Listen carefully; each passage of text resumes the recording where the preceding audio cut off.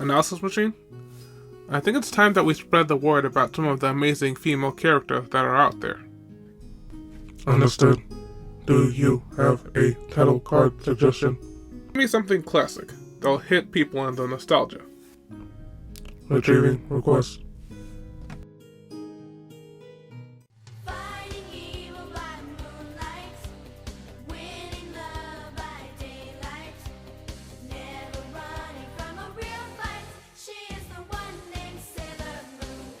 Hey guys, this is D Reaper, and it's time once again for Reaper's Review. So, to be honest, a big inspiration of this topic was Sakura consistently scoring one of the highest slots for the most popular female characters last year.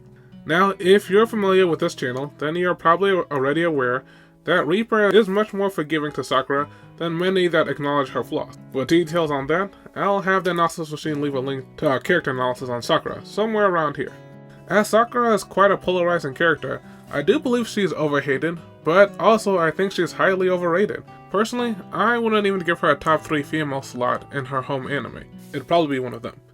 But as the leading lady of one of the most popular and long-running anime, it only makes sense that she'd be high on a lot of people's radar. So today, we're going to help spread awareness of some of the less celebrated female anime characters by giving you Reaper's top 10 female anime characters, in no particular order. And just to be fair and spread the love, we'll set a maximum of 2 characters per series. Now that the standards are set, let's go ahead and jump right into it. First up is going to be Yoruichi. Reason? Because she bad.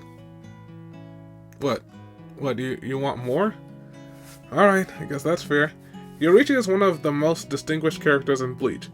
She became a captain of the 13 Court Guard squad because it was fun, and when it no longer suited her, she just left. She has an aura of mystique about her, and a constant playful nature, giving her a somewhat on-the-nose feeling of the Cheshire Cat.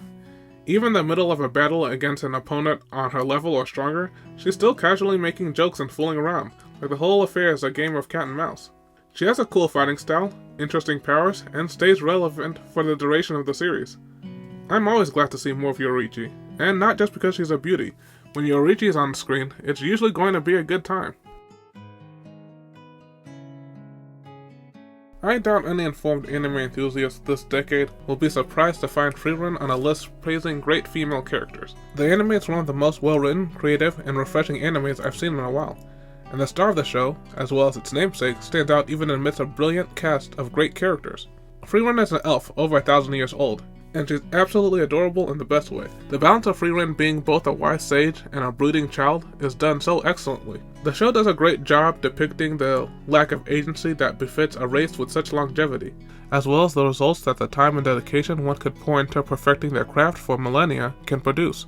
Reaper has personally always enjoyed the dynamics of long-lived races' interactions with those whose lifespans are comparatively fleeting, and I think especially D&D enthusiasts will appreciate Freerun's take on elf culture and how it meshes with the world around it.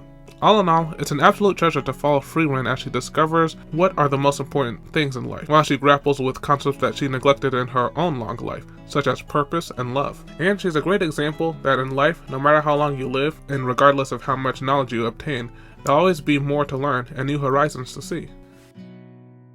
Next up is Ursa Scarlet from Fairy Tail. Probably Ursa's most defining characteristic is how absolutely absurdly strong she is. It makes no sense.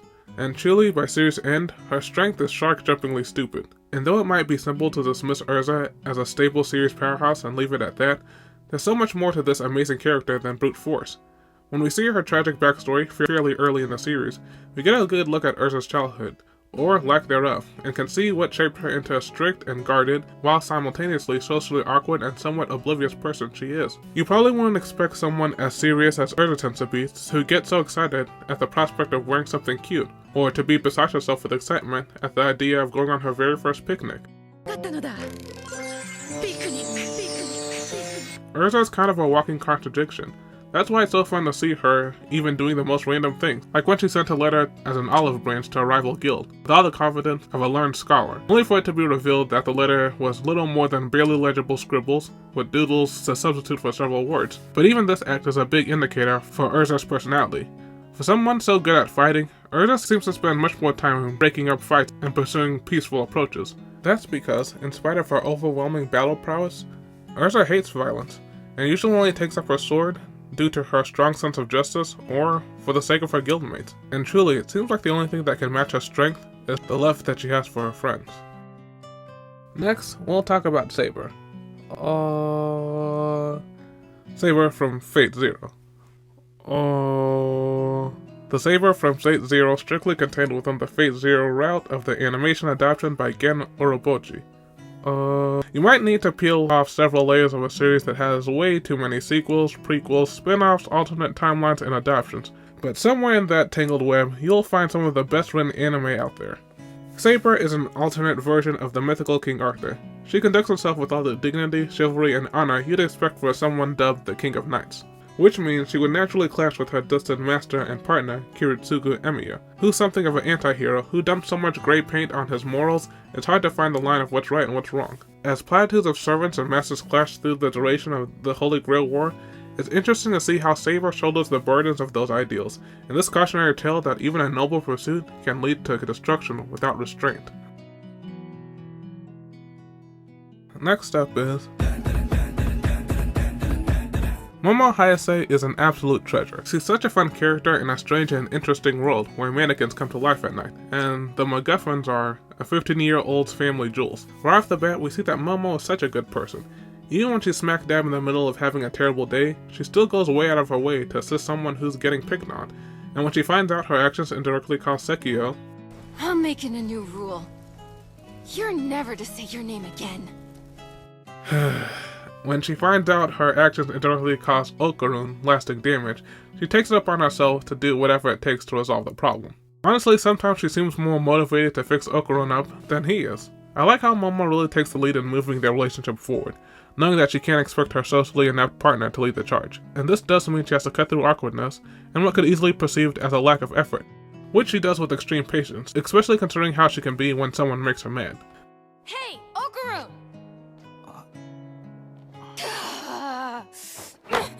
It's see you tomorrow! Duh! Tonight's your turn to say it! I didn't know we were taking turns. We are! Say it! Oh, sure. See you tomorrow. Cool. But even when the two are in the middle of an argument, she still puts aside her anger and frustration to help her friend. Not for a life or death issue, but just to prevent Okarun from being looked down upon. All in all, Momo is a fantastic character, one that quickly won me over and earned herself a secure spot on Reaper's list. Next up, we're doing Rin Tosaka. Get out! From Unlimited Blade Works. I think Rin's design is really cute, and Mela Lee, Rin's English voice actress, is exactly what Reaper imagined Tosaka should sound like while reading the graphic novels. Rin is an extremely strong character. She watched the Grail Warriors rip her family apart, where her father was brutally murdered, her mother succumbed to a mental breakdown before dying as a result, and her sister being sold off to a wicked family, inflicting her with so much mental trauma she doesn't even remember Rin and herself are sisters. She went from a child prodigy in a wealthy and prestigious family to an orphan living alone in a mansion with constant reminders of the life she used to have. Rin has every right to curse her fate, maybe turn to the dark side, maybe lash out at the world, but she doesn't. In spite of all her hardships, Rin is one of the most wholesome characters in the series. She strives for excellence, fights for those who can't fight for themselves, and upholds the pride of her family in spite of the setbacks. Rin has incredible ambition, and unlike most Grail participants, she doesn't even have a wish to be granted for the grand prize of winning the Grail War. She chooses to participate because she's a Tosaka, and Tosakas don't lose in Magecraft. Alright, let me clarify this. Reaper's not usually a shipping guy, but after seeing about 150 versions of Rin getting passed over by Shiro, the series poster boy, it did get pretty frustrating. Oh, woe is me. I'm in love with my servant, but alas, we can never be, for we are from two different worlds. How about Rin? What am I to do with this strange relationship?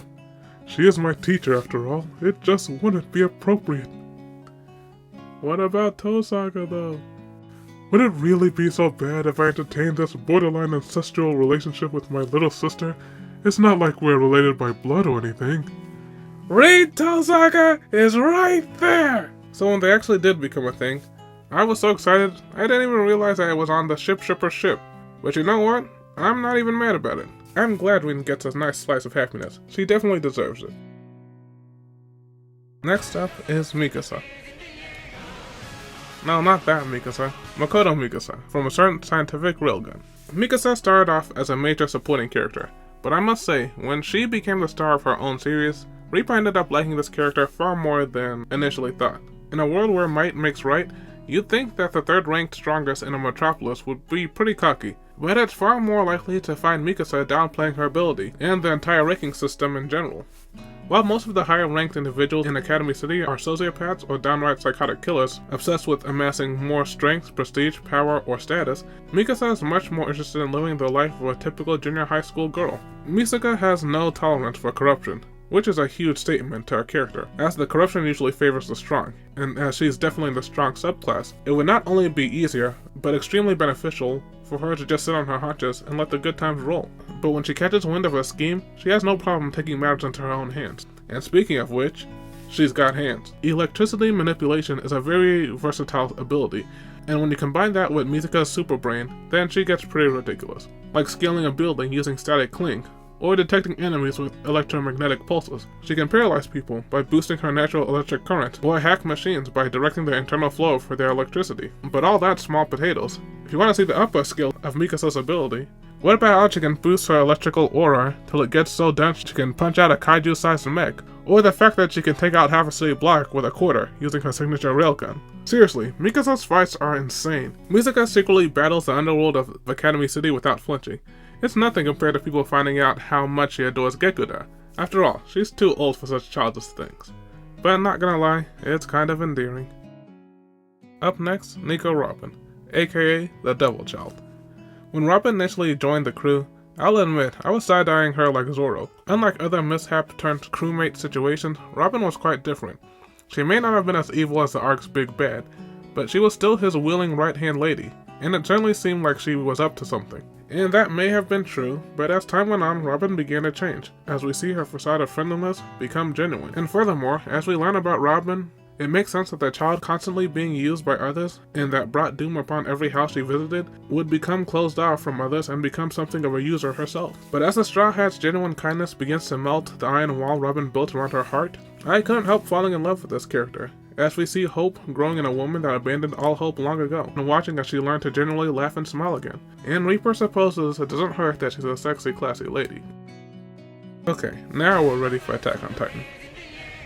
No, not Mikasa actually. We're gonna go with Hanji. So Hanji's a bit of an eccentric, to say the least. And though she does seem to have a borderline inappropriate obsession with Titans, it's considerably more compelling when you get to know this character a bit more. It's true, like most unrestrained research types, she has an unquenchable thirst for knowledge. But when you take into account the reason behind her Titan obsession ties directly back to her enthusiasm to secure a bright future for humanity, it really forces you to put some more respect on the name. And she's much more than just a one-note fanatic. Though Hanji is the top researcher on the island, she's absolutely still a soldier, and she can be seen just as at home on the battlefield as she is in the laboratory. Her general enthusiasm might give the impression that Hanji is a slave to her emotions, but it's quite the opposite. Hanji can rein in her emotions when necessary, and is actually shown to be much more in control of herself in emotionally stressful situations than most, acting as a mediator, peacekeeper, and voice of reason in impossibly tense situations. Hanji has the support of both her subordinates and her superiors, and as she consistently rises to meet and exceed expectations, it's no wonder why. Hanji is likely the most hopeful person in the entire military, and she greets every challenge with a mindset of positivity, until the end, when she goes out in a blaze of glory. Alright, so we reserved our last slot for a character that likely most viewers have no knowledge of, and that character is Minori from Log Horizon. When we're first introduced to Minori, she's kind of in a kidnapped/hostage situation, but even so, she tries to be strong for her younger twin brother, and is hesitant about asking outsiders for help, as to not burden others with their hardships. And later, after the whole mess is settled, Minori becomes the leader of the rookie adventurers, not because she was born with a natural talent, but thanks to old-fashioned hard work and dedication. Like roughly half of this world's female population, Minori has a big crush on Shiro, the protagonist, as well as her guildmaster and mentor. And you would think this middle school girl would be much more reserved about her feelings, given the target of her affection is a master's student. But it's not the case. Minori is surprisingly forward with her feelings, since she believes it would be disingenuous to keep her feelings hidden. So she takes active steps to further their relationship, and even goes as far as to ask him out on a date. She's so unabashed, she unknowingly pressures Shiro's other, much more age-appropriate potential girlfriend, / secret unknown rival. But when she finds out Akatsuki, said secret unknown rival, might have feelings for Shiro as well, naturally she becomes upset, and begins falling into a possessive spiral, thinking that Shiro belongs to her. It isn't fair! Shiro is mine! But she quickly snaps herself out of it, recognizing it would be wrong of her to think that way. And that's huge. Something like that would normally have been stretched for 3 seasons worth of misunderstood drama. That gets old somewhere around episode 10 out of 50. But Minori gets herself out of it within a few minutes. That's another very positive thing about Minori. She's very resilient, like when her party is forced into retreat by lower level monsters. The group is feeling pretty depressed. After all, they must really suck if they can't even clear a dungeon with low-level monsters. But Minori rallies the group, showing wisdom beyond her years, as she explains by learning why they were forced into retreat, they can use the setback as an opportunity to grow. She goes on to say being an effective team means more than just having knowledge of their own strengths and weaknesses, but they should be able to understand the strengths and weaknesses of each teammate just as well. After all, though composed of individuals, a team functions as one unit. And that's the kind of person who Minori is. She never tries to take the easy way out. Instead, she prefers to grow on the path that presents obstacles. But proving that she always takes away from every previous challenge, she has learned when to ask for help when she's in over her head, unlike in the beginning hostage situation. Needless to say, I really like this character, and hopefully through this video, we help shed light on at least a few lesser celebrated female characters. If so, let us know in the comment section. And while you're down there, let us know who are some of your favorite female characters. Did any of yours appear on this list? Drop down in the comments as well, and we can make this the challenge of the day. And as always, we look forward to reading it. But for now, I believe it's time to bring this video to a close. My name is D Reaper, and I'm a YouTuber for fun. And, well, okay, just a little bit of Mikasa.